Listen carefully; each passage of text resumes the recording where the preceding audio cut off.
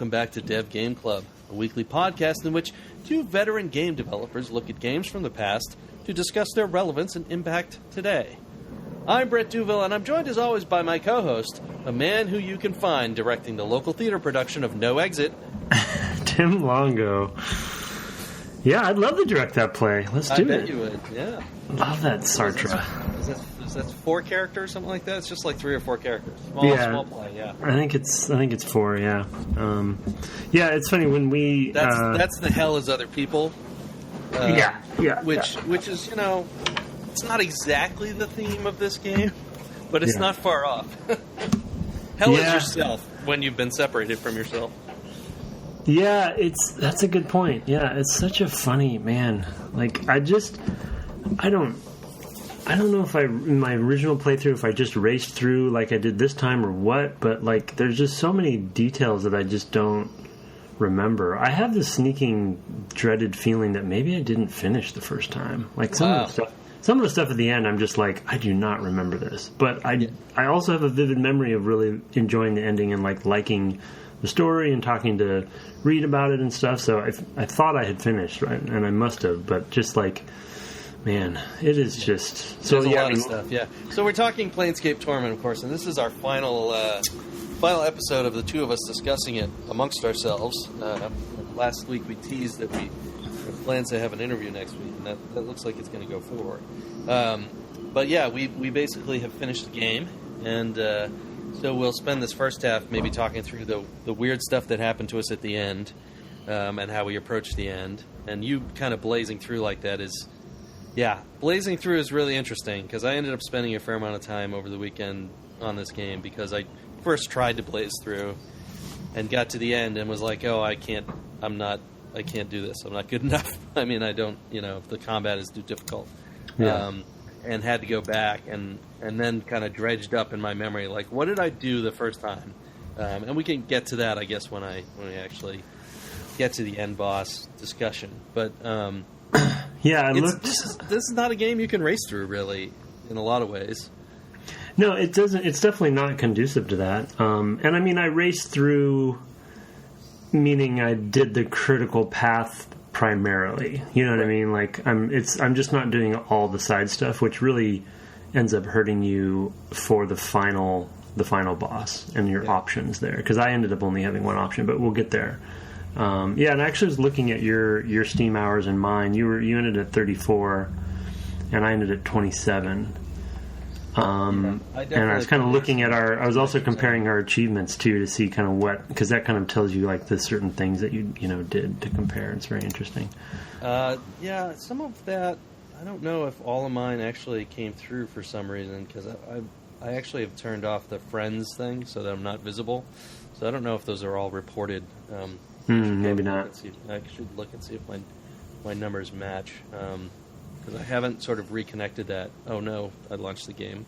Dumb me. I almost did that too. I'm gonna get some more hours just from that. But yeah, I mean, there's an epic. There's a lot going on. It's an epic, yeah. And so when we ended last time, like I was behind, so I had to catch up fully. So I played through the Curst section, and maybe we can hit that section first to see if there's anything you wanted to hit there. You were alluding to an event that I hadn't seen yet. So let's see. So Curst. I was talking about the battle with Trias. Oh yeah. Right. That being the big thing. The other thing, I mean, I remembered Trias a lot less. It kind of was vaguely familiar, and so Trias is this sort of captured angel. It's actually a diva for those who are lore people, but essentially an angel who's been trapped and is like powering this town by basically being captured and kind of powering this prison that they have, and like this whole town just basically exists in order to, by draining his power somehow or something. And it's very sort of at counter at Farpoint, for the Star Trek Next Generation nerds out there. Wow. Yep, deep cut. So it's it's a thing where they're using his energy basically to power stuff, and when he finally gets released, that does a lot of damage to the town. Kind of vaguely remembered that, what I didn't remember at all is that you will ultimately come back and face him again, because he actually knows critical information about you. That you've been, he was basically the next step on the MacGuffin train, and because you went from Farid to Ravel, and Ravel's like, oh, you need to talk to this diva, and he's like, well, if you free me, I'll tell you what you need to know, and then he sends you to the Pillar of Skulls, which was something I very much did remember, and was like, that is just a totally wild thing. I just was going to add that I really liked that prison section for some reason, like kind of going down there and looking for him, and there was some riddles. Was it combat happy for you? I was doing fine. I think I was doing fine. I'm playing on low difficulty though, so that helps a lot. Yeah, no, I am too. But I mean, there's like a lot of guards, and I was constantly pulling the guards. It is helpful that you can go back a screen and there's a rest place. Yeah. I think I just was being cautious when I was going through there, but it was generally if I had too many guards on me, I definitely wouldn't make it. But I don't know. I wonder how they distribute XP. I guess it's probably the same for everybody. Because I'm wondering... Yeah, no, it's not a dispersed. Because I was wondering if I had one fewer character, if that changed the XP distribution or not, if people were leveling up faster or not, but probably not. But anyway, I don't know. I mean, that's kind of a natural difficulty modifier, right? Yeah. To have fewer characters. I would guess that they split it up. I mean, that's the D&D rules. That's what I mean. Like, some games do embrace that fully, and you can utilize that on purpose. But, there's no, like, you'd have to test it out. There's really, they didn't tell you about it at all. Right, that's But, true. I don't know. That section was kind of cool, and finding him down there, and, like, getting the sword, and there's riddles down there, right? Like, the guy that you ultimately get the sword from, I think you can talk your way through some riddles. It's like a Golem-esque kind of situation, right? Yes, and, right, yes. And that was fun. Those are like fun little moments there. But yeah, then you free him, and then you go to the pillar. And so what did you? So I know I didn't do this the first time, but I intentionally did it this time just to kind of mix it up for the podcast. But I gave up Morte. Oh, did you really? I did, and it was really, like, as far as, like, moments in gaming... That's dark stuff, man. Yep, and it's one of those things where it's like, the very few people probably did it, and I think probably just combined from the previous playthrough and this one, like, I had an affinity, which I talked about, I think, in the first episode, for him as a character. I always thought he was an interesting character. So it actually was really hard for me to do. I was like, no, I'm going to do this for the sake of academic exploration. Yep. And I actually felt really bad. Yeah. And then the rest of the game, I had 4 characters for the rest of the game. And because of that decision, so it was like... So you never went back and got Ignus? No, I chose intentionally not to. You can get one of the Modrons as well. So there's like a few different characters you can actually add to the party. Yeah, and there's some other character that one I was talking about last episode that I forget his name. Maybe it starts on X. It's H. I forget. Anyway, he has some affiliation with Trias, and is it Trias or the Transcendent one? Anyway, this other character. So he must have been kind of some angel-ish kind of character. Anyway, if you didn't have Ignus at the end, so there are some interesting things that happen. So he shows up, even though I didn't have him. Oh, okay, yeah. So I fought him. Still had to fight him. Okay. Yep, I had to fight him, and he was in the cutscene. Putting the cart before the horse a little bit. Yeah. So I love the Pillar of Skulls just as an idea. Like, you go there and you basically have to barter and give it things to give you information, and I think that's just it's sort of like the I don't remember what the name of the critter is, but there's a gibbering mouther or something like that. Oh, yeah. Gibbering something in D&D, and it's sort of like that, where it's just like there's all these mouths, all these voices, talking to you, and just kind of, half of them are totally insane, and you're just like... Yeah, it's a little Cthulhu-esque. You're trying to pull some information out of it. Yeah, and it is kind of a hell plane, where you've got kind of demon-type things moving around in the space, and getting out of there was kind of tough because you had to find a portal. Oh yeah, I'd actually died. Yeah, I mean, basically from that point on, since I was laughing last night, I literally had to stay up till 1 a.m. to finish, but I was laughing last night because I forget we had a reader or a listener write at some point and comment on how I just inadvertently always make my life harder than I need to. Harder. Yeah, you sure and do. There was like multiple times late last night where I was like, "Yep, I did it again," and not fully intentionally, but so ever since from giving up Morte, from then on, I basically had a rough time in all the combat. I mean, the thing that I really like is when you come back from that, and I guess it's Curst is on this like brink of total chaos. And it's kind of moved. It's really funny because they call it the border city between chaos and order or something like that, and so it's slipping towards chaos, and it's not going to be the border city anymore, and like you have to go and convince people in the town to not loot, and you try to save some people because them dying would be bad. I mean, like, you're doing lots of these little things to I thought that was a really kind of clever idea, which I didn't really remember so much in and of itself. Well, and it was also neat because I feel like, unlike really any of the other locations, in Hive or something like that, because it was a big world state change of an events happening, and I actually, for whatever reason, had done a bunch of side quests in Curse before progressing, so I'd actually had some connection to those characters that you were trying to help, throughout that section. So they're like, oh, it's that guy, and oh, it's that lady, and so it was kind of neat to kind of come back and have such a big world state change, and then kind of help them or try to deal with it in some way.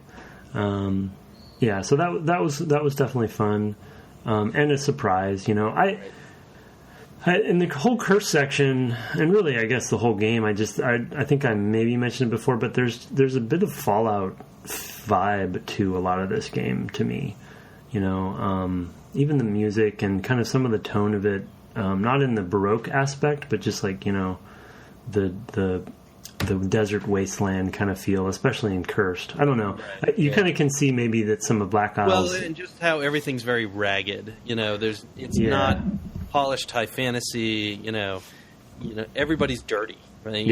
For example, and people are just run down. Like like we said way back in the first episode, you walk around town and there's just like some angry dude, and it's so very Fallout, I think, in tone in terms of that, like what sort of things that they'll present to you. Yeah, it's a mashup. It feels like they probably, and we know for a fact that at least people that worked on Fallout 2 worked on this as well. So there's definitely some legacy there. But so then we work our way up to meet him again because we need to figure out how to get to the Fortress of Regrets.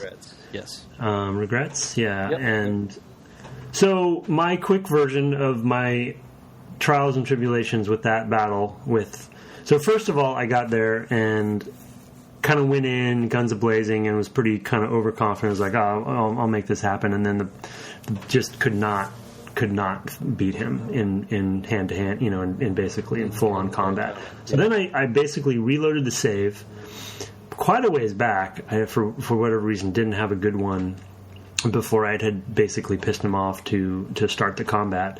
So then I went back in and I was like, well, the only way I can get through this is to actually talk it through. And then I come to find out there's no way to talk it through. You have to fight him. I couldn't find a way through. No, and that's one of the few places toward the end that I did look up cheats just because of time. I was like, well, let me just make sure I'm on the right track, and I looked it up. There's no option where you can go through and talk your way through, which kind of bums me out because that's how I spec'd the whole time, and they actually have been very good about that throughout most of the game, where there almost always is an option. Yeah, and I would actually say that was a real downside for me too, because he definitely creamed me the first time I fought him. Yeah. I just wasn't really expecting that to happen, and it was a huge difficulty spike. Yeah, it really is. And I think that's actually a genuine failing, both for this and then for most players, I would expect for the Transcendent one as well. I'll tell you that story too. Yeah, we'll get to the Transcendent one, but I feel like those are two where dialogue options really just aren't there. And as an option, with the Transcendent one, there's in fact keys you need essentially to unlock some of that stuff, which you would have no idea. Right. So, yeah. I mean, the other interesting way that I basically made my life harder than I should have, did you stay a fighter the whole time, or what did you end up doing? I did. I stayed a fighter the whole time. Yeah, I did too, and the thing is my plan all along was to spec like we did with intelligence and charisma so we could, have all the dialogue options. But then because of that, I was going to swap to mage because I would have a high intelligence. So I kind of had a plan, but the problem is I didn't find the mage trainer in the Hive. I eventually found the mage trainer in Curst that you were talking about, but by that point I'd given all my skills to Dakon, or my spells. So then I was like, there's no point. So I feel like at the end, when I have 4 characters and my main character, who is a fighter, has a really low strength and constitution. Yeah. I brought a knife to a gunfight. I felt like, at least, and so I'm fighting this guy. I can see that. Yeah. Yeah, I mean, and that's a thing that could still happen back in this era, where you could just get to a point where you're I mean, you can literally just lose this game at the end.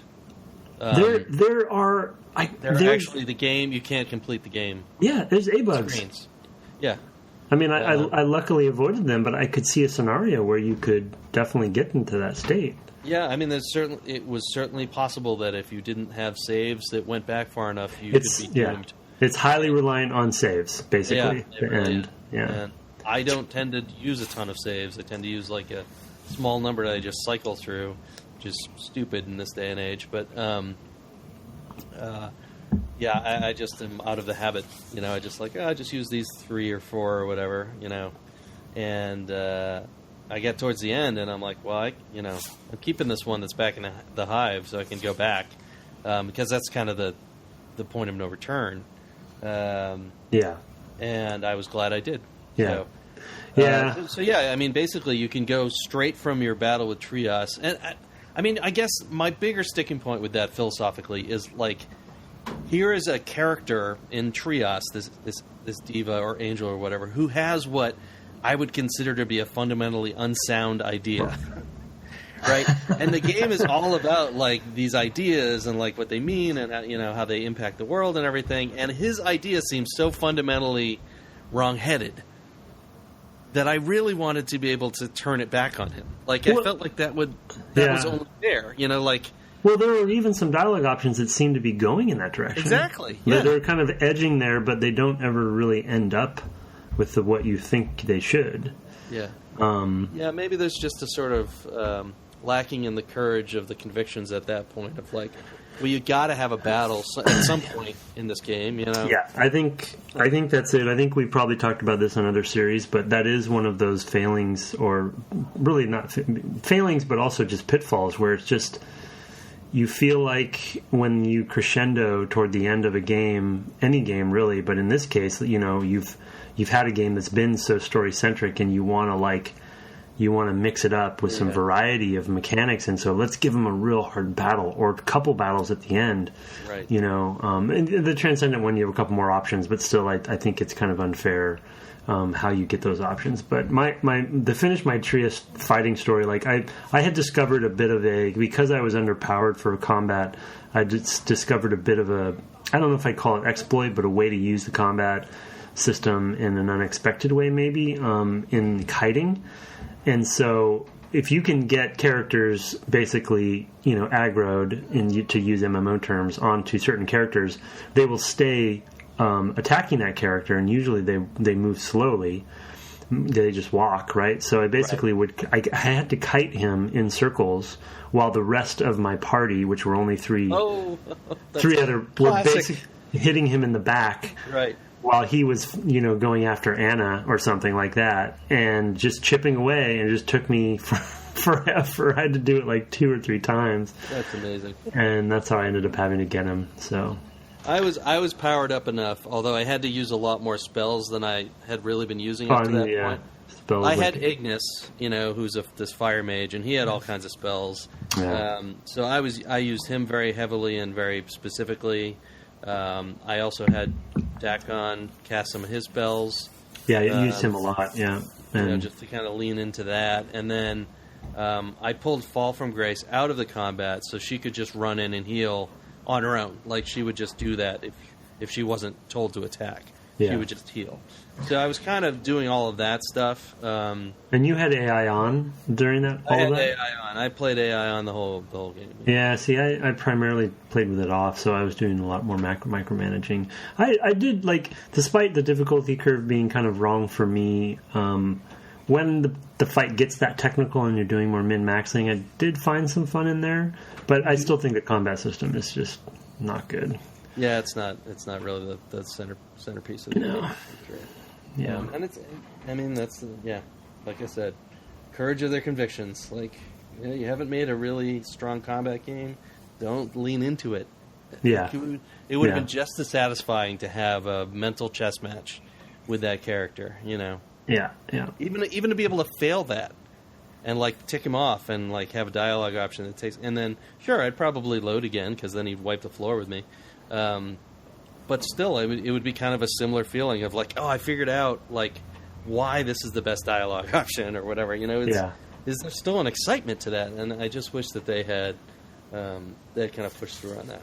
Well, there's a fantasy fulfillment, I think, of, like, going mentally toe-to-toe with, an angel and outsmarting... Playing chess with death, right? Yeah, that's pretty cool. But anyway, yeah, so you beat him, he submits, he tells you about the Fortress of Regret, and ends up... and how to get there. And it's in the mortuary. It's literally in the same room that you started the whole game in. It's hilarious. I at that point took a pretty big detour. Tell me about that. That allowed me to have a different ending to the game, and this was something I remembered. So I didn't have to look it up, but it took me a while to hunt it down. That's probably a lot of the extra hours between us. When we had gotten to the lower ward and gotten out to go to the Outlands, I basically blazed through the Foundry. Like, I did the absolute minimum thing in there, which was like walk in, get your thing, get your stuff, and go. Like, that was everything you had to do there. But there's a bunch of optional stuff in there, and there's a quest for this guy named Nil Xander or something like that, and he tells you... Is it him? Somebody in there... Well, anyway, somebody tells you you can get into the tower, the siege tower that had, like, popped up that they talked about. Yeah. That townspeople would talk about. You can find a person who'll tell you basically how to get into that tower, and you can go in and have this conversation with this golem that's inside, and he's basically a golem who is built to make weapons. So I think he can tune up some of your weapons and make them more powerful. But if you have the Modron Cube, which was something I had from buying it at the Curiosity Shop ages before, he will actually give you basically a sort of ultimate weapon. The Entropy Blade, which can be formed into... doesn't have to be a blade. It can be an axe, or if you use fist weapons like Anna does, you can turn it into one of those. You can make it into a bunch of things. And that gives you more options at the end of the game, or it gives you an additional option at the end of the game for the, what a lot of people consider the better ending. All roads lead to kind of a bad end for the Nameless One, but how the whole game ends actually changes a little bit as a result. Yeah, and there's a few... Yeah, that's one... It sounds like I read up on some of the endings just to see what my options would have been, and that's one of the bigger options that I just like kind of going back to some of our previous conversations around that. Like when you're finished that and you're back in the hive in Sigil, or what have you, and you're on your way to the mortuary and all that stuff. I had that feeling again that I talked about before, of just that overwhelming, like, wow, I'm back here again. And all those loose ends and dozens of characters that I started a conversation with but didn't finish, and like all those quests in my quest log that haven't been finished. Like, it definitely was a cool moment on one side of it to say, oh, I could go and kind of try to finish a bunch of stuff up, but on the other side, like, the end game's coming, and it was like overwhelming again, where literally I could go to any of those zones again. Yeah, there's like 10, anywhere. 12 zones, right, or something like that, and so it's a little bit like going and finding that siege tower thing, if you hadn't remembered it, like, and after I had read up on the different ways to get the different endings, like, man, that is some complicated, like, opaque stuff that really, like, there's no way you would know ahead of time. I am certain that I can remember it. I definitely looked that up when I played strategy guide. Yeah. Or on GameFAQs or something. Yeah. But yeah, I definitely remember looking that up because I just wanted. I don't even know. Maybe Reed had told me like there's a good ending, like Yeah, and, it was and probably. I'm like, yeah. how do you get the good? I'm like, oh my god, well, there's a good ending. Who was it last week that we had a letter? Was it Jason that said he played with the strategy guide and that he suggested that everybody does? It was Jason Schreier who was kind of asking whether Yeah. It was kind of a different time as far as that stuff goes. I mean, I'm sure there's people who still play with strategy. I've got some big strategy guides from my Bethesda days. I still have the one for this. Oh, you do? I think it's in the box. So it's I think I might have the Fallout one somewhere. Yeah, I have that one as well. Yeah. So anyway, yeah. So you get, there's a few. Well, is there anything else in that section that you did other than the siege tower? There's a murder mystery in the Foundry, and you can become a godsman or whatever, part of that faction, which basically gives you access to a store and a resting place and things like that. You mean the Brotherhood of Steel? I'm sorry, that Fallout joke. That's good. Yeah, so you can, and that's all fairly simple. Like, it's just kind of walk around, talk to people. It involves going back and forth between a couple screens several times, and there's sort of multiple steps of like trials of things that you do, but they're all in these like small number of screens. Yeah. And if you have a high intelligence or wisdom, I guess you get lots of dialogue options, so it's not really difficult to do. And then there's some project they've been working on. There's just like all this little stuff. It's pretty fillery. It didn't feel like really deep. I mean, it was not. I'm going to forget that like in a week. I'm not going to remember it. Yeah. Did you get? When I was in there, I remember seeing all those different people, and I was like, oh, there's probably a bunch of side quests to do here that I'm just going to run by. But I did talk to somebody and somehow got a bunch of forging equipment. Yes, you can get that from the clerk that you give the receipt to get the thing that you need. Oh, yeah, right. But that is the first step. That's the first step to. Because that's like the first quest is use these to make a thing. To become a part of the faction. Prove that you can become somebody who works in the faction. Okay. So that's like step one, and then step two is the little murder mystery, which has a little in-engine cutscene of like. You walk out and there's a dead body under these big gears in there, and the overseer's like, back to work, nothing to see here. So then you have to solve that, and then the third part is there's a person who's imprisoned himself up in a tower, and he's going to kill himself unless you can talk him down, and that's a dialogue kind of puzzle. It's not a complicated puzzle; it's a fairly obvious puzzle. And then there's this side thing about dream building, and so there's stuff, like no doubt about it. But it is very. None of it feels necessary. It was probably the least interesting content. And now that I'm thinking about it, I think it ties into the siege tower somehow, but I don't think it's even necessary. Like I think you basically find out how to get into the siege tower by talking to a guy in the market, and then he tells you basically. And that was not inspired writing. It was like you have to just basically not want to go in. I'm like, that's really dumb. And you basically walk around outside and you find a spot where it says, "Do you want to think about not going in?" And you're like, "What? what are you talking about? Because of course now as a player, all I'm thinking about is how am I going to get in there? Anyway. It's but it's like there's many meta moments like that. I wrote down like totally separate, non sequitur, but I wrote down a note kind of related to that where the note says eternal boredom.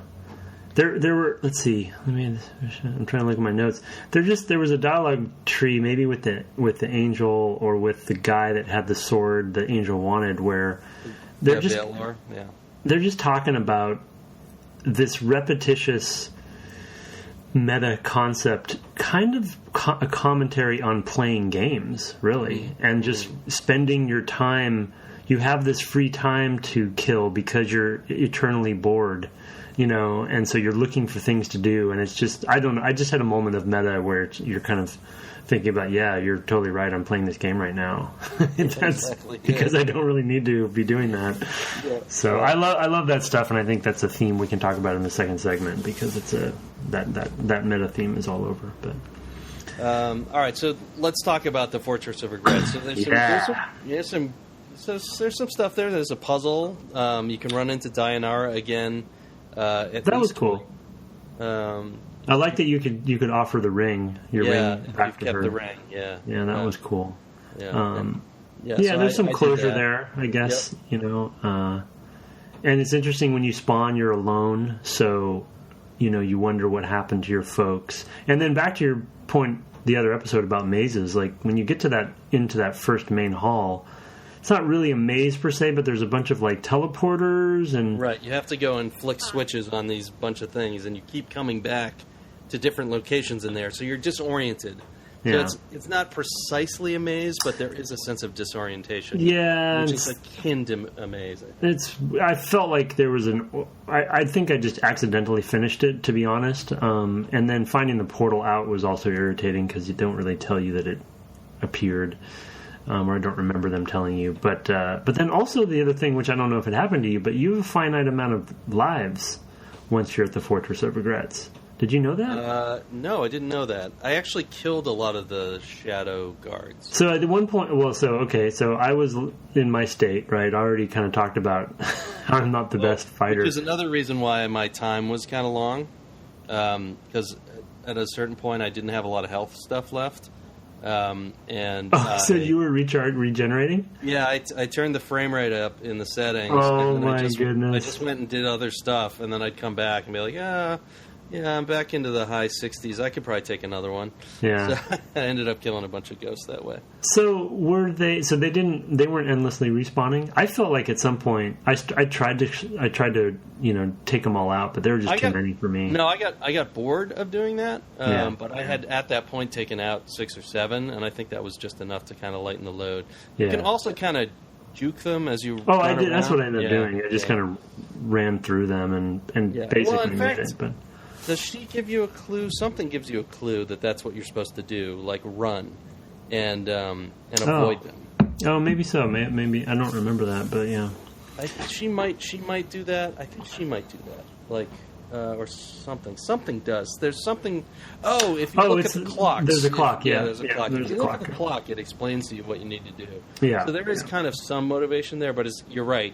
Like finding that portal at the end of it was kind of gross. So then you go through the portal and you wake up in this room with 3 of you. Yeah. And there are these 3 former incarnations, all of which pleasantly you can talk out of. Wait, is that the next one, or is it fighting Ignus the next one? Oh, fighting Ignus is the next one. With the crystal. Yeah, you're right. With the crystal thing that's in there. That's right. That's because the crystal is what splits you. Right. Into the incarnation. It started to get, I will be honest, it started to get pretty confusing at this point on what is going on with everything. There are definitely some cool moments for sure, because you're starting to put most of the pieces together, but also like it got pretty dense. Yeah, it's not super well motivated, like especially for you who didn't have Ignus in your party. Like why him? That's kind of a strange thing. I hadn't seen him most of the game, right? So I didn't. At one point, I thought maybe he was a new character. He just happened to look like Ignus or something. I didn't know because I'd know. Yeah, he's kind of fits into my party. Like, I mean, I'm like a neutral good character, and he's like chaotic neutral. Maybe he's not an evil character. so everybody just kind of fit in. We were all kind of on the neutral to good spectrum, and I was just like, oh, yeah, he just kind of fits in. Well, wait, so how... Then he turns into, like, I mean, I guess he's always theoretically been kind of this power-hungry mage, and that he's basically tempted to betray you at that point. Kind of a backstab situation. Yeah, but, I mean... What I would say is I think he's brought there probably for you because he knows something about you. That's kind of the argument about all these characters. They all know, they're all drawn to you, and they know something about the Fortress of Regrets. And right. Many of them have been there before, or all of them maybe, right? Exactly. Which I think is interesting as just that whole theme of piecing this mystery together, and especially at this point getting to the end and getting some of those answers and some of those revelations, especially like about the Morte thing with the tower, the Pillar of Skulls, and like how he'd known you the whole time and all that stuff, like really cool moments. And then some of the ways that people react to like Fall from Grace and Anna and stuff, like, I don't know, all very interesting stuff. Yeah, and they have little conversations. There's a lot of good stuff that kind of happens if you wander around long enough. And, and there's that kind of party dynamic of like, people have these conversations, and some people have respect for other people, and some people definitely don't. And then, Fall from Grace has clearly encountered a lot of people in her travels, and you're just, there's this huge amount of story that's there that you could feel is there. Yeah. Even if you aren't exposed to all of it. Yeah. And that's all pretty great. So after you beat Ignus, then you go into the room with the three of yourself. Great moment. Yeah, and it's terrific. You're on a slab, so you're using the same animation of waking up from the slab in the mortuary. A little bit of reuse there.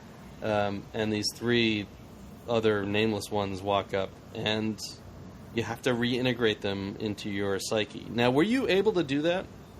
So, no, I guess I did... Two of them I did through speech. Right. And then the last one I fought. So I guess I didn't, right? Right. Or no, I did them all through speech. Yeah, because that's another place that I actually looked up a hint on, because you need a certain stat to be able to do some of that stuff. You need an intelligence of like at least 20, 21. Yeah, 21. But I didn't succeed at the guy. Was it paranoid? Practical, yeah. Yeah, the practical guy. The practical guy was the tough one, which is so funny. He was practical. He was therefore the evil one, really. The paranoid guy was like just chaos, and the good guy was like pure good, and the practical guy was essentially pure evil. He has a law unto himself. He didn't really care. He wasn't really chaotic, but he just didn't. He was a pure sociopath, and they describe him as practical. Well, that's awesome. The definition of evil in alignment, right? Maybe that's chaotic. Which one is the sociopath, but also just like emotionless? When the description in D&D alignments, it'd probably be pure evil. Yeah, I think pure neutral evil. Yeah, maybe neutral evil. Yeah, but I say pure evil, but yeah, that's neutral evil. Now, did you change your alignment too? Like, what? Wasn't there some alignment? Your alignment changes. I must have totally missed all that. You do. Yeah, but it's not noticeable. Like, they don't call it out. You start, I think, as true neutral. And I think you can make choices. You actually maybe tended towards evil after you sacrificed. Yeah, it could have been. Because I looked at your Steam achievements, and you had achieved good. Yeah. And I was like, how did he do that? I just didn't think about it. Yeah. Yeah, so I think that's probably what happened to you, especially with doing that with Morte. Yeah. There's some great moments. Like I said, pretty dark stuff. But, you can sacrifice your whole party, though, at that point. Yeah. Man, that would be some weird stuff to go through that way. And then have to like try to complete the game. I wonder what that's like. Yeah, that's really interesting. There were some really neat. I'm trying to see if I had any specific lines that I put down, but in the dialogue with yourself, there's some really interesting stuff, especially the one. The paranoid you get to talk to in this language that only the two of you know. That's a really. It's from the dodecahedron thing that was like a journal, right? It was written in this ancient language. So that's from a time or two ago, and it's and you basically you had to learn it in order to understand the journal, but now you speak it, and so you can speak it to this paranoid version of yourself, who's the guy who wrote the journal. So great. He's also the guy who wrote the Bone Maze, maze where I got trapped. Mm-hmm. So he's got lots of interesting stuff. But yeah, you can have a conversation with him, and you basically try to quiet his madness in a way, like to say, look, you're suffering, you've suffered a lot, and I can ease that suffering if you'll just absorb into me again. That's a really good moment. You kind of feel for the sadness that is a natural part of madness, in that moment, because he's just so paranoid, and the life that he lives must be, utterly hell, right? Yeah. And the good one is the knockoff. He's basically like, I mean, he has a lot of good stuff. He talks about like the life that he led, and he was basically a sailor or something, or maybe a farmer. I can't remember. He had some kind of prosaic life, and he lived a nice, normal life, and and he was an early incarnation. And then the practical one is actually the one who brought Dayanara to this place where she died. Right. And not just her too. Other characters. I mean, as you're talking about that, and you kind of can sort of. Naming him Practical is so funny now that I think about it. But when you kind of, in a way, like relate each of these three to kind of, just for the sake of simplicity, I'll say like alignment direction, like different kind of personas. This game, I bet it's not really intentionally this wasn't their intentional sort of like theme overall, but this game is sort of like a study of RPGs and D&D RPGs specifically in the way that, in a weird way, because it's so fluid, you know what I mean? Like, it's sort of teaching you about alignment and that your choices... Because in regular D&D, once you pick your things, you're not changing. Like, your classes, your alignment, right? Traditionally, once you choose those things, you can't change them. Yeah, except under very rare conditions. Very rare, yeah. But like a paladin might do something that's evil that the DM decides or doesn't fit with his lawful nature or whatever, and make his alignment switch, and he loses his powers unless he does a quest. Like, that could be a thing that you could just throw into a D&D campaign. Now, if you're going to recover this, you have to do something really dangerous. Totally. That's a choice thing you make. Here, it's more like, you're a lump of clay. Yeah, and you're kind of exploring almost the systems, in a way. Right. And I just hadn't thought about that before. Like, I always thought it was interesting and cool that you could change your class, and you could actually go back and forth, I think. And once you pick, you can go back. But it's just like, I guess it never dawned on me, because I remember thinking at the time, playing this the first time, I was like, that's interesting. Why would they allow you to do that way? But it's like the whole game has an element of this exploration of a character creation, right? Yeah. Or character generation. And that's like such a fundamental RPG D&D thing that to have a whole game based on that. Definitely coming at it kind of backwards, Yeah, in a very unexpected way. Anyway, so that was true. That's a good observation. And then we go into the final battle with the Transcendent One, which for you, for me, having put in all this extra work from stuff I remembered, was a dialogue puzzle. Because you basically can threaten to kill the both of you using this Entropy Blade. So you can basically hold yourself hostage and say, look, you either absorb into me or I kill us both. Well, but first of all, the Transcendent One it's revealed that he is your mortality, right? I think they specifically say that.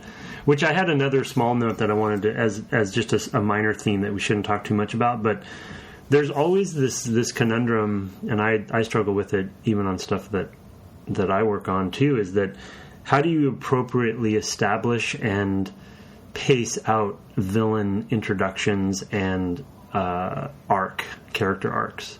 And I think, with him, like, they show him maybe like 3/4 of the way through the game in a cutscene when he's fighting Ravel, right? Yeah. Yep. But, like, that's it. And so building villains up, you know what I mean?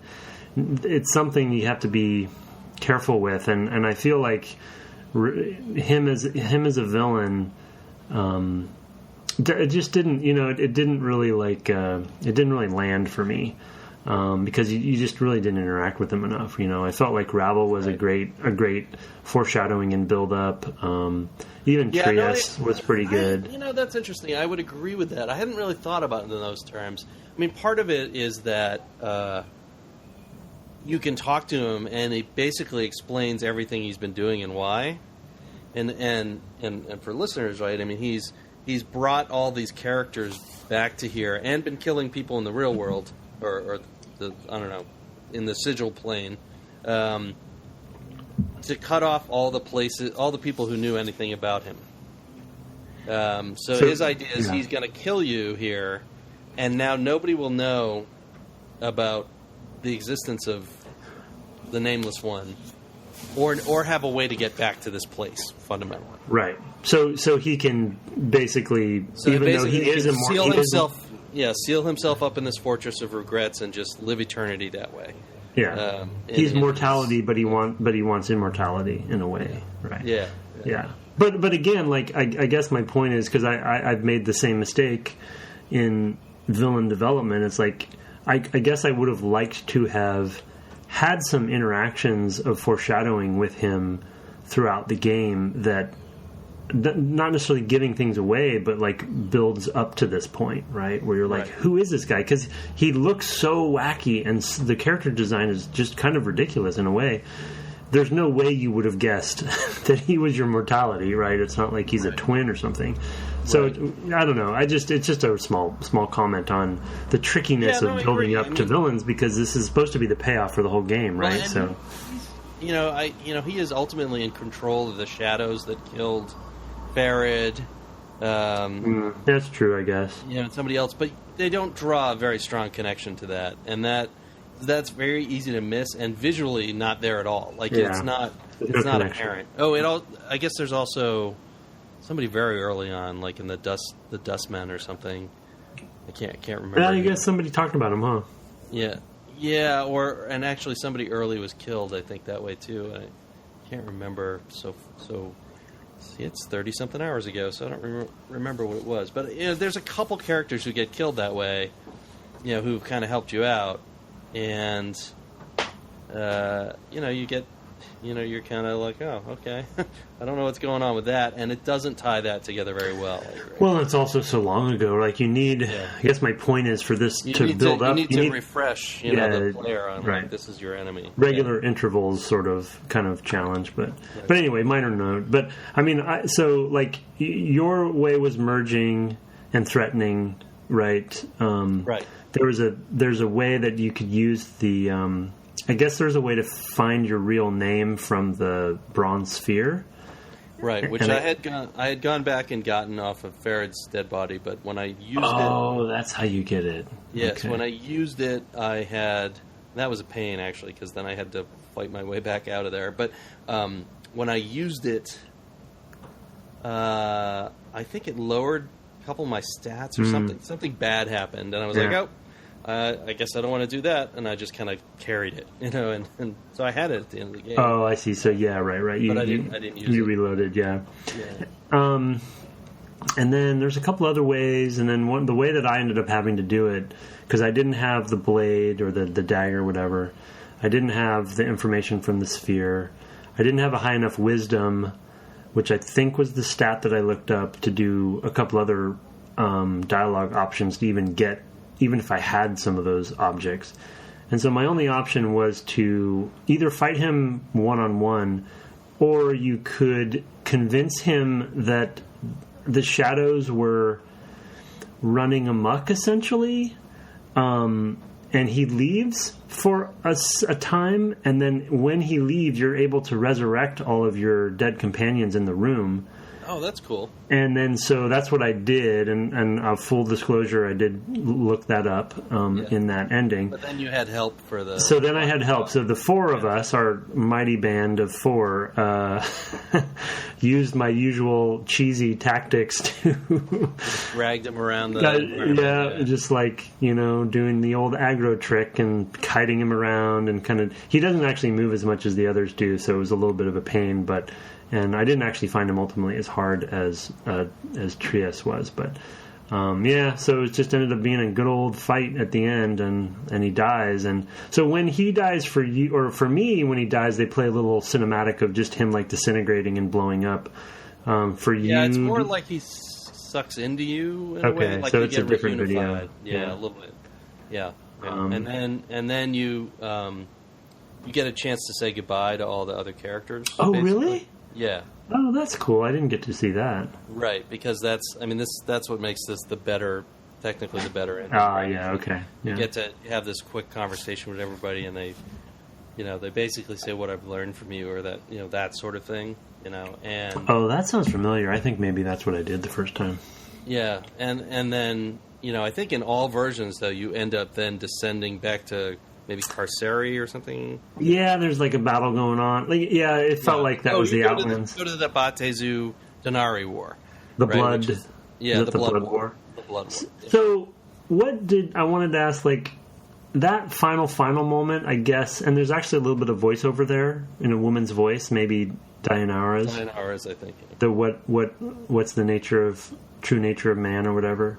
What can change the nature of man? What can change the nature of man? And he kind of smirks or something. Like, I don't know. There's some facial expression. He looks at the camera, and he's kind of got that grim face, and then turns and puts a club over his shoulder or something and goes straight into the battle, Well, yeah. So, what's your interpretation of that? Like, I guess I was a little disappointed with... I don't know what I was expecting exactly. I guess it's sort of just speaking to... you're going to go back through the cycle, the snake eating its tail, the cycle begins again, and...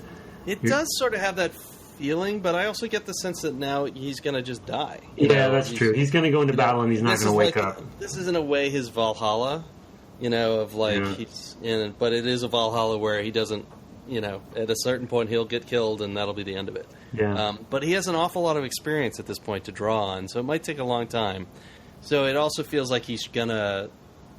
maybe work off some of his, karmic debt in fighting this war. There's a character in, have you heard of the Culture novels by Ian M. Banks? They're a science fiction series. No, I don't think so. He died a few years ago, but he has a character, and it's like Zacharias or something, Zacharid. I can't remember the exact name, but he has this character who...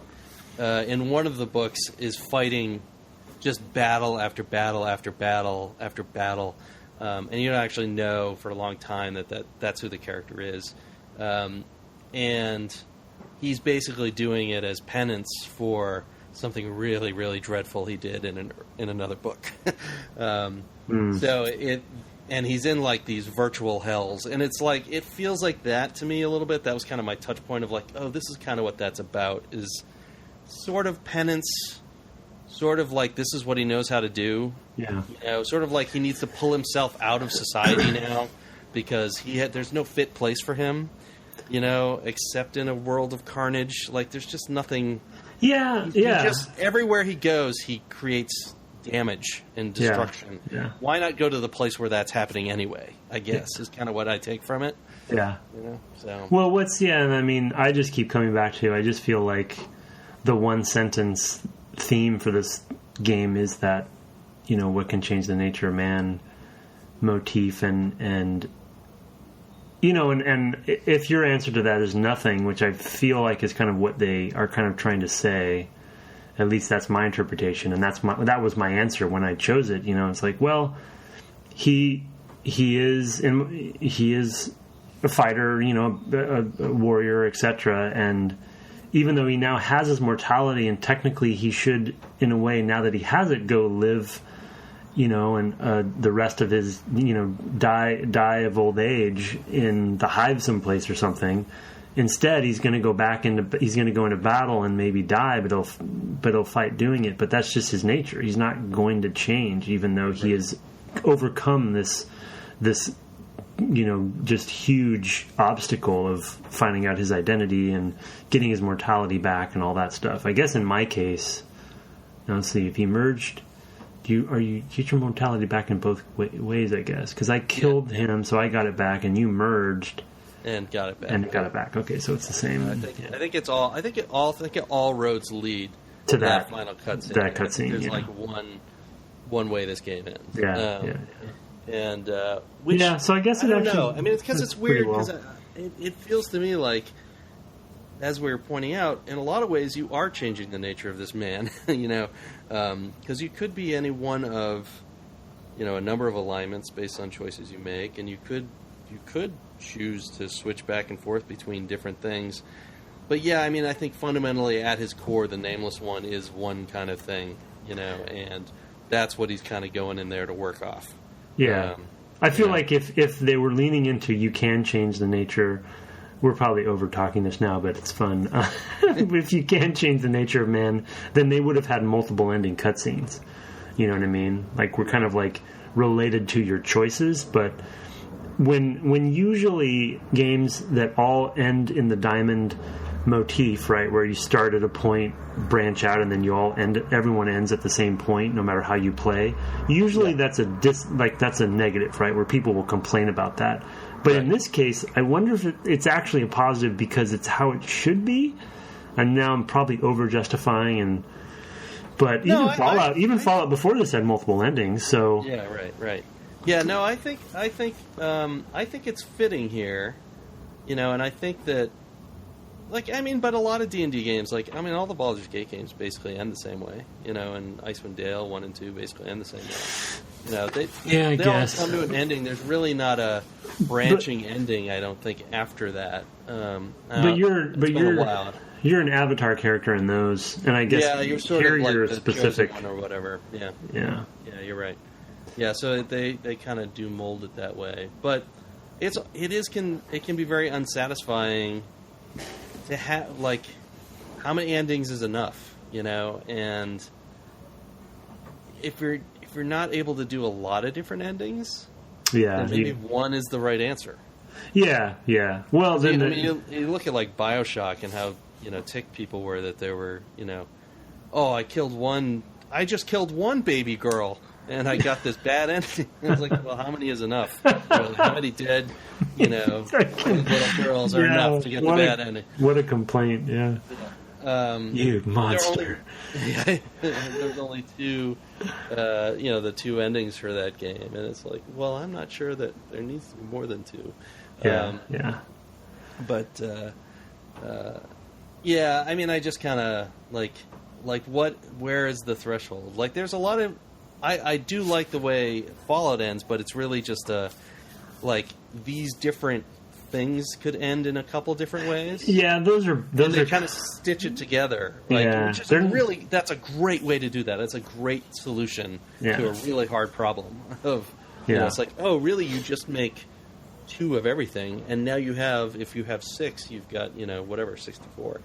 So that's a pretty. It's those Fallout is almost for me it's almost less of an ending and more of these are epilogues, right? Where you get to kind of see the outcomes of your choices. Yeah, you get to see how things kind of turned out on various vectors, and this is really intending to be a fully complete package of a character arc in a way, right? And I don't know, again, maybe I'm just trying to be too nihilistic about it, but I just love the concept that they go to the hilt on nothing can change the nature of man, and you just finished playing an RPG where your choices mattered, you got to change your class and your alignment, you're picking your companions, you're making all these sort of choices, and then in a way none of it mattered.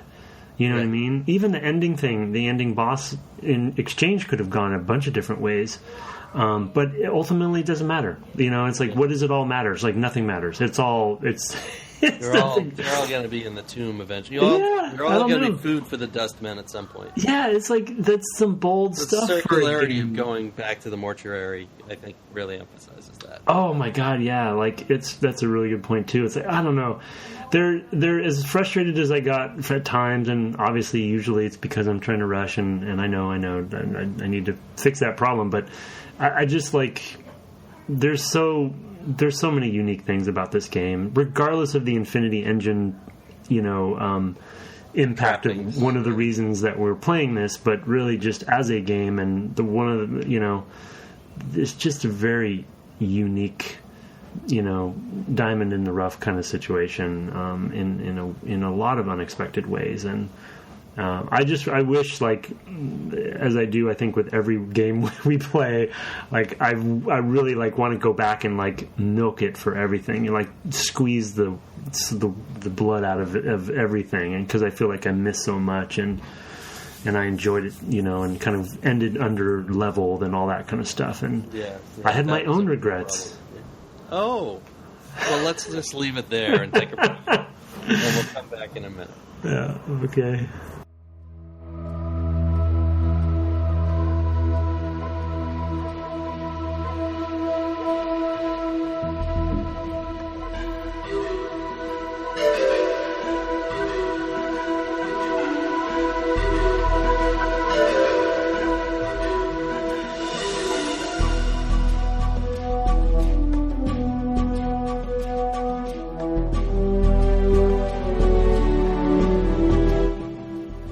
Welcome back from the break.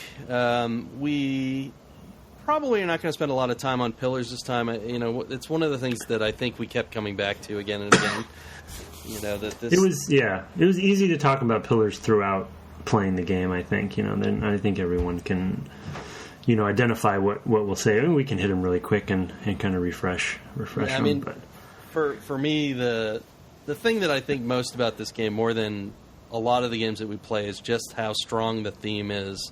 We definitely hit that very hard this episode, so I'm not going to go into any depth. But this is a game that really commits to its theme, and all the choices that they make fit in really well with that theme. From some of the reflections in things like mazes that we talked about a couple episodes ago, and just like they're concerned with this question, like the whole structure of the thing, and making this big circle to come back, to where you started. Basically just trace out a big zero in the dust. Is kind of all part of its theming, and that's the thing that I think makes this one of the games that people remember so fondly, is just how persistent that theme is. Yeah, it's actually, I think, especially this day and age with big RPGs, it's actually pretty rare, because I think we've fallen into this trap.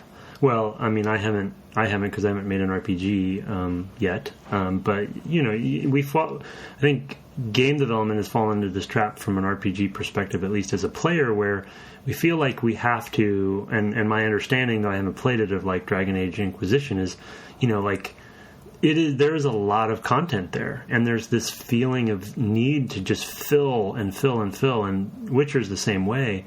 Mm-hmm. But when you do that, you're going to start diluting any core themes you might have, just because you're going to have a lot of stuff, and this game has a lot. It's impossible for the player really to put a lot of importance on any one of those themes. Yeah, they just become a bunch of small themes, really, right? Rather than kind of all reinforcing. It's just rare, I think, these days to really have something it's so. It's more about in modern RPGs of catering to the players, because what the player's going to remember is those storylines that spoke to them, right? Oh, I really remember this storyline because it had this theme or whatever. Yeah. Personally resonant. Yeah, exactly, and it's not going to be making an argument in a way that I feel like this game does. Trying to say something. Yeah. And I mean, that's a good point, because really I think another rarity is that because RPGs so often, and we talked about this in comparing it to other Infinity Engine games like Baldur's Gate, when they're avatar based, they kind of have to spread in a kind of a peanut butter kind of way, right? Because you don't know what the player's going to be or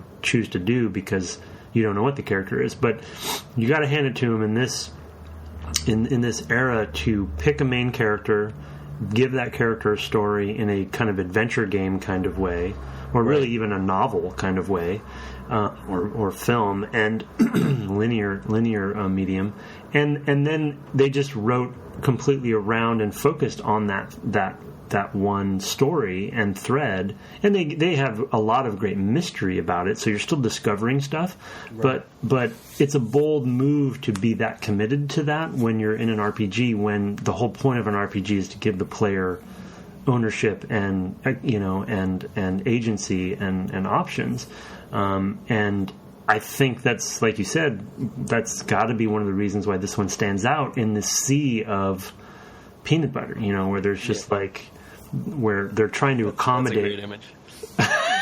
That's a great image. Unintentional.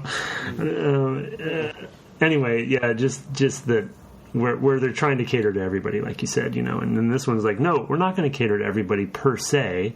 There's some wiggle room in there, but we have a story we're going to tell. And even many of the side quests are going to relate to reminding you about death and reminding you about identity and reminding you about regret and the nature of man. And it's pretty... Yeah, and people are going to all have their own obsessions, and it's going to be... And, of course, the whole world is shaped by your worldview. Like, that, I think, is another kind of part of it, is just, your view of the world literally shapes the world around you. Like... who you are changes how you perceive the world. Yeah. And here in this Planescape setting, that's literalized. But in the world that we live in, if you're a pessimist, you view the world in a certain way. If you're an optimist, you view the world in a certain way. And it's the same world, right? And that is personified at the end when you meet yourself. I think, the other meta thing, maybe you mentioned it, I forget, one of us talked about it, but the concept of every time you die, it actually creates a shadow. Like, they actually built into the fiction that there is a sort of canonical record of your deaths, right? Mm-hmm. And in RPGs, you're dying all the time mechanically in any RPG, right? You're going to mess up, you're going to reload. But what they're implying here is that, you're going to die, and actually that has a repercussion. Right, you can die endlessly. And those deaths have impacted all these characters. Yeah, that you've traveled with in this game. Oh man, yeah, it's sort of it's almost sort of a quantum effect. Like every time something happens, like the world splits, right? The universe. Yeah. It's all the time. Time travel conundrum. Yeah, right. Exactly. They don't talk about it in those terms at all, but you get that sense, the spirit of it. Yeah. It does have the sense of it.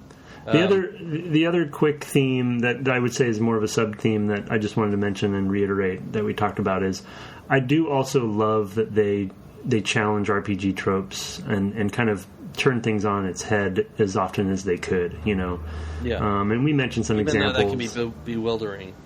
It's frustrating. It's tricky to do because we're coming in with these preconceived notions about how something can work, or should work.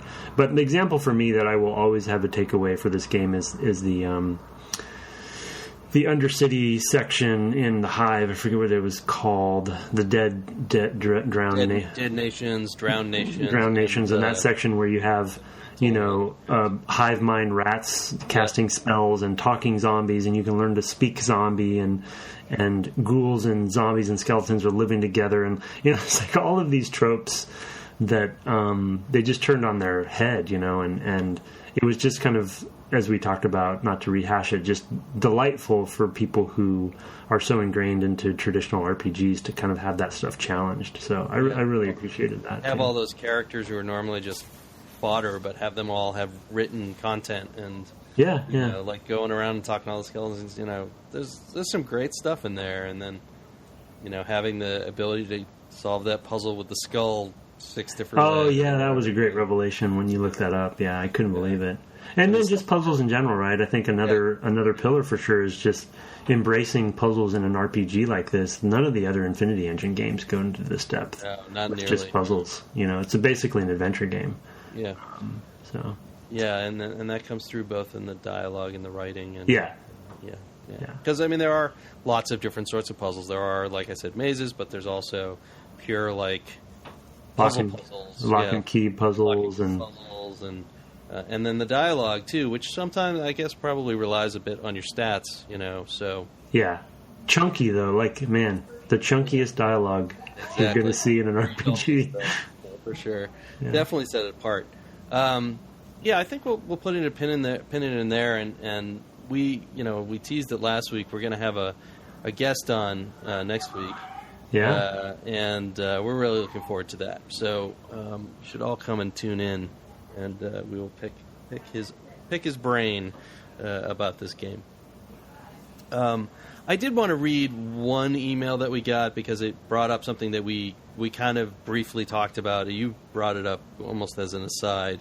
It was from Death Sausage Q, from the Brighton Qs, I believe. I think that's where they're from. No, I don't know. Is that your real? Anyway, Death Sausage says, I just listened to your most recent podcast, and I noticed that you guys didn't go into the voice actors beyond Tony J as the Transcendent one, although he is really good as the Transcendent one. Yeah. They ended up with good and or interesting actors through the whole thing. Yeah. Morte is Rob Paulson, who was Yakko from Animaniacs, among many other cartoon roles. Dakon was Mitch Pileggi, who was Skinner on the X-Files. Yeah. Are you serious? That one was a surprise to me. What? That's great. Yeah, I can totally hear that. Yeah. Having read the email, I could hear it. Oh, man. Anna is Sheena Easton. No, you're kidding me. Nope, that's all true. Fall from Grace is Jennifer Hale, who, to be fair, is in every video game. Though this is early. But in this era, that's interesting. Keith David is the party member you guys haven't met yet. I should look that up. That might be Ignus. No, it's that other dude. I can't remember his name that neither of us got. Oh, okay. Yeah, he actually kills Trias for you if you have him in your party. Oh, really? Yeah, I definitely. I need to look it up. I'll look up the name of that because I didn't get that. You're not pulling any punches in this cast. Yeah, I know. And I actually want to talk a little bit about that. And then let's see. John Delancey, Q from The Next Generation, is Trias. He's the angel. Yeah. Or the diva.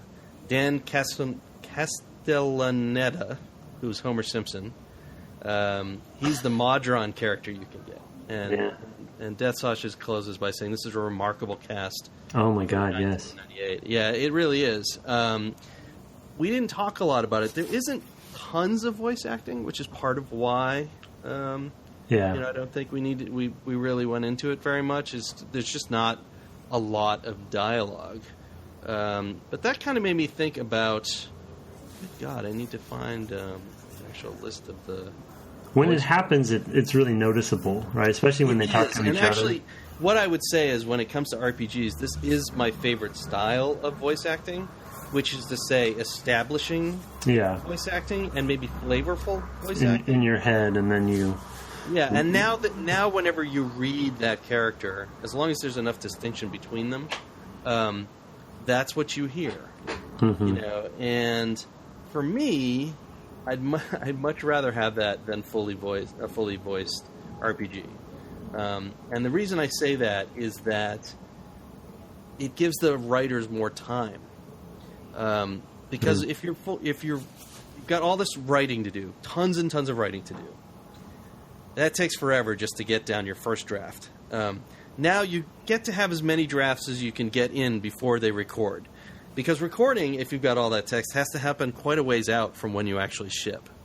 Mm-hmm. And while you can use techniques to improve that, like just generating voice, robotically and things like that, it's never going to give you the full flavor of a performance. And I don't know. I mean, I've worked on RPGs that are fully voiced, and they have their charms. But for me, as a player, I've always preferred something like this, where it's like, there's not much voice acting. It's just enough voice acting to set a tone. And the one that stands out to me always is Morte, because it just he's the one character who I just don't connect with from that standpoint at all. Mm-hmm. I'm going to look up this character's name now because now you've got me curious. Charlie Adler is Ignus. Keith David is Valor. Oh. Yeah, he's the one... I actually killed him. He's the one after the angel when you're exiting. where the angel is tied down. I'm pretty sure that's that combat. You have a conversation with that on the way out of that, coming out of the prison. Huh. You may not have gone that way. I don't remember. There is a party member that we didn't get, and it's not the Modron. There's another one. Yeah, I don't know who this is either. Okay, is it Strahan Rune Shadow? No, it's one word. It's got to be Valor then. Yeah, it might be Valor. Yeah. Okay. If you look at some screenshots, you'll see his Charlie his Adler's name sounds really, really familiar. Yeah, it does. Yeah.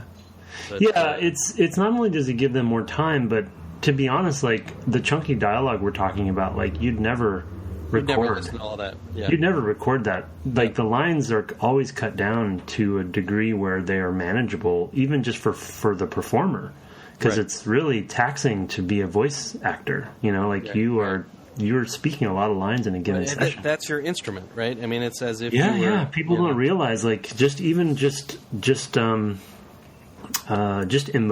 and yelling and stuff, right? Like that is really rough on people, and so you have to. Here's where I know Charlie Adler. He was Starscream in. Nice! Wow, that's one of the for this era. He's had tons of voice acting. Yeah, for this that is one that I actually know, and I'm like, oh yeah. And he had some other work in other Infinity games. Oh, and he was in Escape from Monkey Island. So yeah, he's been through tons. For this era, that cast is just like spot on. Like they hit. Yeah, it's pretty amazing. They hit everybody. Oh, he was Harold in Fallout. There you go. Oh yeah, I think there's a lot of Black Isle, a few returnees people here. that they return to for sure. Yeah. It is good voice work, and I do particularly, like I said, I really like the way it's used. So thank you. Now I've already forgotten Dream. Death Sausage. Not a meal I want to eat. Do we want to say who we have coming up? I mean, I already teased it last time, and I pretty well gave it away. But yeah, go ahead.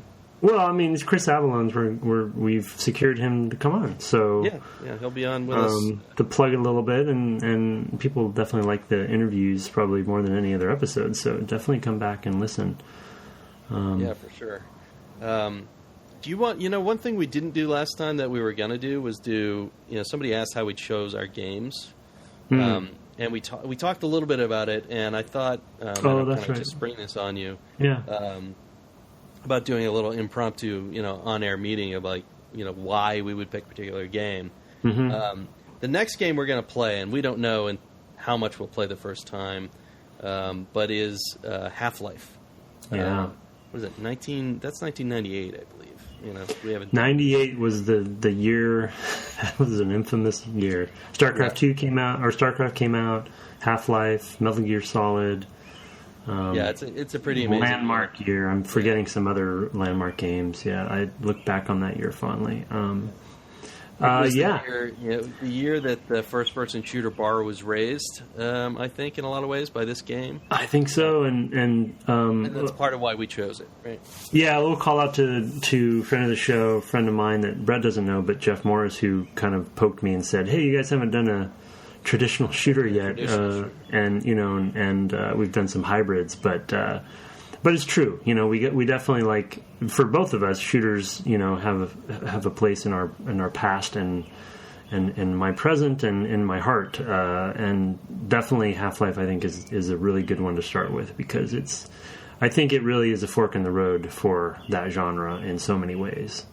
Yeah, absolutely. I mean, it would certainly be possible to go back further, and do Doom or Doom 2 or something of that era, and we may actually return to that someday. At some time. Yeah, or for that matter, Dark Forces. Dark Forces. Yeah, I think those we should, and for sure, and talking about those, I think those are landmark games for sure as well. But also, I believe their impact was heavy, but I almost wonder how much there is to talk about with them. Do you know what I mean? There's. I think you'd be surprised. Maybe, but I mean, it is. I mean, one of the things I would agree is that they are so immediate. They're fun. There's fundamentals there that are very very clear, about their impact. But as far as like, I don't know. Yeah, no. I think I would. I think when we actually come around to talk about one of those, we can talk about a couple of big topics about like unit orthogonality and weapon orthogonality. Sure. And then like arcadeness, like basically if you look at the 2D map, you could play a 2D arcade shooter in those games if you could actually see the bullets, right, and the enemies on it. But it feels like those. Anyway, we're talking kind of ahead of ourselves here. Mm-hmm. But we're picking Half-Life because it is. I remember when Half-Life, like just the demo dropped. Was it day one or something like that? Yeah. That collectively Jaws dropped. I remember somebody put it up on the network at LucasArts, and like everybody was hammering that drive on the network to get it down onto their machines to try it out, and just Jaws were dropping all over the building, just like, oh my god. And at the time there was a first-person shooter in development at LucasArts, and everybody was just like, oh man, I'm glad I'm not on that team. Because like the bar just went so much higher. So it's really seminal for a lot of reasons, but that's and we'll talk about other things as we kind of get into it. So yeah, I mean it's kind of a personal thing that we pick these things. Yeah, this one in particular was kind of just I think felt like the right time. Sometimes, like we talked about last episode, we try to have them coincide with maybe some other like collective subconscious things happening in the industry, but this time it really is, it's just kind of like... Well, I mean, E3's coming up, and I'm assuming that Valve's going to announce Half-Life 3. You're right, yeah. At E3 this year. Yeah, fair, yeah. You got a good chance. No, you don't. No, you don't. They're never going to announce it. They could not even... Yeah. Anyway, we'll talk about that, I think. I'm sure we'll we will. About the sort of Half-Life legacy when we get to there, and Valve and what that changed. And some of the history, that company's history is kind of interesting, too, as far as how it's... Yeah, we should get into that some, too. Yeah, well, we definitely will. Anyway, we're not going to read a whole ton of feedback this time. I do appreciate the emails. I'm still waiting to hear. Last week we did our drawing, if you were listening, and I am still waiting to hear addresses from our main prize winner, Mr. Eric Anderson, and our runner-up, number one, the San Francisco Kid. I did hear from Andrew if that is their name, and it was his name. So I already have Andrew's address, but I need one from the San Francisco Kid and one from Mr. Eric Anderson.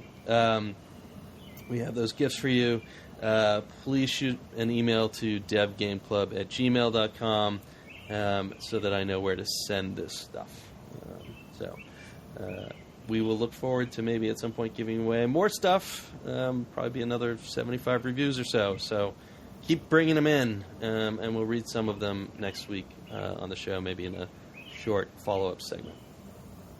But I am personally exhausted, so I'm ready to go to bed. Yes. Thanks for staying up. Yep, no problem. So Peace. I will... I guess we should do the thing. I am at Brett Duville on Twitter, and he is... At Tim Longo Jr. with a JR at the end. And the podcast is at Dev Game Club. Thanks for listening to our Planescape Torment series. We'll have that interview with Chris Avalone next time. But until then, I wish you good night, sir. Good night.